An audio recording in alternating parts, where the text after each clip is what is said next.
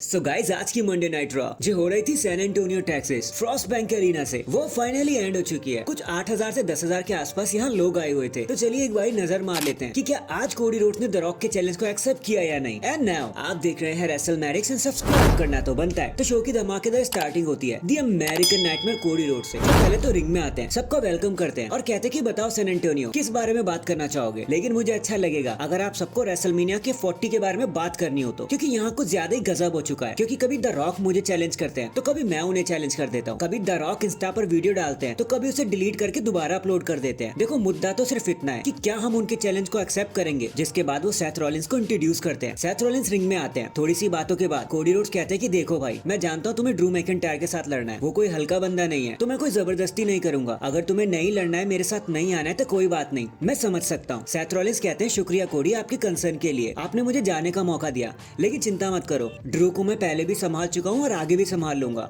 और ये सिर्फ तुम्हारी कहानी नहीं है, ये हम सबकी कहानी है। हम सब ब्लड लाइन को खत्म करना चाहते हैं एंड मैं तुम्हारा साथ जरूर दूंगा, फिर चाहे जो भी हो जाए। जिसके बाद वो द रॉक को डायरिया डुएन कहते हैं और उनका मजाक उड़ाने लगते हैं। सेथ कहते हैं कि आज बहुत अच्छी मॉर्निंग रही हमारे लिए, क्योंकि अब मैं पूरी तरीके से क्लियर हो चुका हूँ। अब मैं लड़ने के लिए 100% रेडी हूँ। जिस पर कोडी कहते हैं कि अगर ऐसा है तो ठीक है मेरे भाई, the rock and Roman Reigns, हम तुम्हें कन्फ्रंट करेंगे स्मैकडाउन पर और वहाँ पे आके क्लियर आंसर देंगे तुम्हें कि रेसलमेनिया में आखिर तुम्हारे साथ होने क्या वाला है। एंड इसी एपिक सेगमेंट के साथ ये मूवमेंट यहीं पर एंड हो जाता है। देन हमें नाइट का सबसे पहला मैच दिखाया जाता है the Ring General Gunther versus Dirty Dom Dom के बीच में। ये एक नॉन टाइटल मैच था जहाँ बताने को कुछ भी नहीं है यार। डोमिनिक मिस्टीरियो पर एक तरफा ही टॉर्चर कर दिया गंथर ने और सबमिशन से मैच को जीत भी जाते हैं। इसके बाद हमें एक वुमेन्स टैग टीम मैच देखने को मिलता है, ज़ोई स्टार्क शेना बेजलर वर्सेस कटाना चैंस एंड केडन कार्टर। बताने के लिए यार यहाँ भी कुछ नहीं है, ट्रस्ट मी, बट डोमिनेंस दिखाते हुए शेना एंड ज़ोई अपने मैच को जीत लेते हैं। मैच के बाद वो द कबूकी वॉरियर्स और डैमेज कंट्रोल को कन्फ्रंट करते हैं, जहाँ डैमेज कंट्रोल उनसे बोलते हैं कि भाई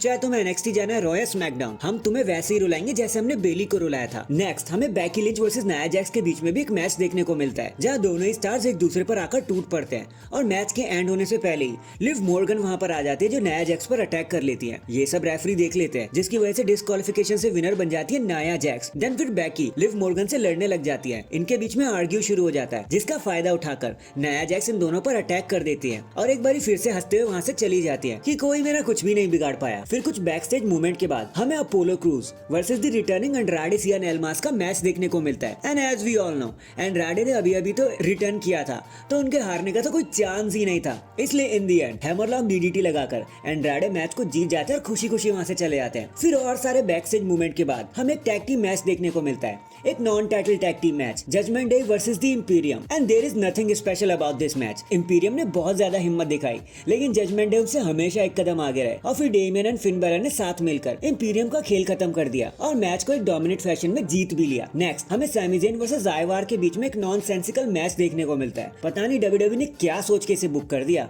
बट हाँ इन दी एंड सैमी ज़ेन इस मैच को जीत जाते हैं और इस बार भी वेलहाला और आयवार को सिर्फ रोने के अलावा और कुछ भी नहीं मिलता। एंड देन फाइनली ये सारी चीजें लीड करती है हमें हमारे मेन इवेंट की तरफ, जहाँ जे उसो फेस कर रहे होते हैं this Scottish psychopath Drew McIntyre को। And now this was a good match. ये कंप्लीट अच्छा मैच था। एक तो इनकी राइवलरी, ऊपर से पूरे एग्रेशन के साथ ये दोनों स्टार एक दूसरे के ऊपर टूट पड़े लड़ने लग गए। बट जब ऐसा लगने लगा कि जे उसो बस इस मैच को जीत ही जाएंगे, solo Sikoa and Jimmy Uso आकर वहाँ पे उन्हें डिस्ट्रैक्ट करने लगते हैं। जिमी उसो उनको साफ तो कर देते हैं, लेकिन इसी रास्ते की रुकावट के साथ ड्रू मैकिंटायर को एक ओपनिंग मिल जाती है, जिसके बाद हम देखते हैं कि कोडी रोड्स ने आकर ब्लड लाइन को संभाल लिया और इसी मोमेंट ऑफ हेजिटेशन के चलते जे उसो क्लेम और किक का शिकार बन जाते हैं और मैच को हार जाते हैं। जिसके बाद जिमी उसो स्टील चेयर लेके रिंग में आ जाते हैं और मारने की कोशिश करते हैं अपने भाई को, लेकिन तभी सेथ फ्रीकन रॉलिंस वहाँ पर आ जाते हैं जो उनकी हेल्प करना चाहते हैं और वो हेल्प कर भी देते अगर पीछे से ड्रू मैकिंटायर आके उन्हें क्लेम और किक नहीं लगा देते। जिसके बाद सेथ रॉलिंस नीचे गिर जाते हैं और ड्रू मैकिंटायर उनसे बताते हैं कि बेटा तू रेसलमेनिया तक रुक जा, ये तो बस शुरुआत है, अभी तो बहुत कुछ होना बाकी है। एंड डैंग इसी सेलिब्रेशन एंड अटैक के साथ हमारी आज की मंडे नाइट रॉ यहीं पर खत्म हो जाती है। वैसे आपका आज के शो के बारे में क्या कहना था कमेंट करके जरूर बताना। एंड चैनल पर नया है तो चैनल को जल्दी से लाइक एंड सब्सक्राइब कर दो। बाकी मैं मिलता हूँ आपसे किसी और अपडेट के साथ, तब तक के लिए अपना ख्याल रखें और खुश रहें।